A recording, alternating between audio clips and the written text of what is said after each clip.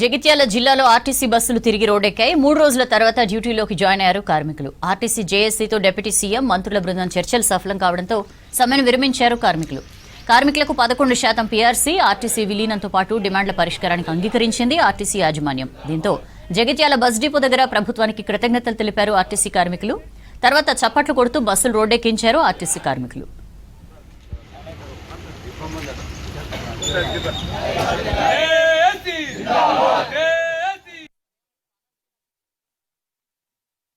సమ్మె నోటీస్ ఇచ్చిన కార్మికులు కొంత లేట్ అయింది అన్న ఆలోచనతోటి సోదరుడు మా శంకరన్న గారు స్వర్గస్థులైనారు.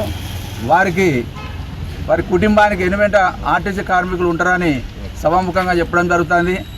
మరి ఇక ముందు మన డిపోలో దేనికైనా జేఏసీగా ఏర్పడి కట్టుగా ఉండాలి, అందరం కలిసి కట్టుగా పనిచేసుకుందాడి. ఏ సమస్యకైనా ఎవరికి సమస్య అయినా అందరం కలిసి దాన్ని సాల్వ్ చేసుకుందాడి.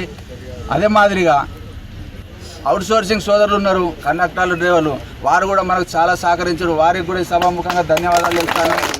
మా సమస్యల పైన పూర్తి స్పందన ఇచ్చుకుంటూ మమ్మలను డ్యూటీలకు వెళ్ళవలసింది వాళ్ళు కోరినారు. అందుకు మా కార్మికుల తరఫున, జేఏసీ రాష్ట్ర తరఫున అందరికీ కృతజ్ఞతలు. ఎందుకంటే కొంతమంది పక్క వాళ్ళు చర్చలు కొట్టడంతో కొన్ని ప్రైవేట్ వాహనాలు వెళ్ళడం జరిగింది. దానికి కూడా మేము వాళ్ళని ఏమనలేదు.